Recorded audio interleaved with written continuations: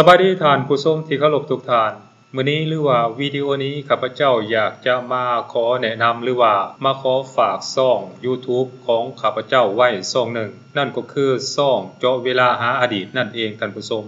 สำหรับช่องเจาะเวลาหาอดีตนั้นข้าพเจ้าจะใช้ช่องนี้เล่าเกี่ยวกับเหตุการณ์หรือว่าสถานการณ์ต่างๆที่มันเกิดขึ้นในอดีตเล่าเกี่ยวกับประวัติศาสตร์หรือว่าพงศาวดารลาวโดยนับตั้งแต่เริ่มกำเนิดชนชาติอ้ายลาวจนมาฮอดปัจจุบันนี้และในคำเว้าหรือว่าการพากย์ของข้าพเจ้าในเมื่อก่อนนั้นข้าพเจ้ามักออกคำว่าช่องสายเลือดลาวหรือว่า Lao Blood นั่นเองซึ่งข้าพเจ้าได้พากย์วิดีโอนี้ไว้ดนเติบแล้วท่านผู้ชมแต่ช่องสายเลือดลาวของข้าพเจ้านั้นมันถูกลึกไปข้าพเจ้าก็เลยสร้างตั้งช่องเจาะเวลาหาอดีตนี้ขึ้นมาเปลี่ยนแทนเพราะฉะนั้นระหว่างช่องสายเลือดลาวกับช่องเจาะเวลาหาอดีตนี้ถือว่าเป็นเจ้าของคนคนเดียวกันท่านผู้ชมแต่ว่าช่องดังกล่าวนั้นมันถูกปิดไปข้าพเจ้าก็เลยสร้างตั้งช่องใหม่ขึ้นมาเปลี่ยนแทนทั้งนี้ก็เพื่อจะนำเอาวิดีโอที่ข้าพเจ้าได้สร้างขึ้นไว้ในเมื่อก่อนนั้นออกมานำเผยแพร่ให้แต่ละคนหรือว่าให้ท่านผู้ชมได้รับชมรับฟังนำกันโดยเฉพาะแม่นผู้ที่มีความมักฮัก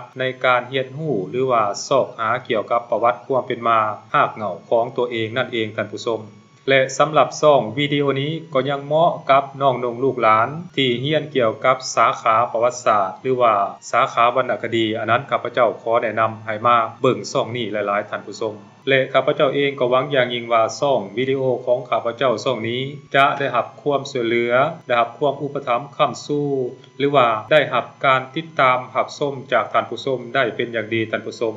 จังได๋ก็อย่าเนาะท่านผู้ชมเนาะกรุณาเข้ามากด Subscribe กดไลค์กดแชร์ให้ข้าพเจ้านำด้วยเพื่อเฮ็ดให้ข้าพเจ้ามีกำลังใจหรือว่ามีแรงใจเฮ็ดคลิปวิดีโอดีๆเล่าเรื่องราวเกี่ยวกับประวัติศาสตร์ลาวให้ท่านผู้ชมได้รับชมรับฟังในตอนต่อๆไปเนาะท่านผู้ชมเนาะ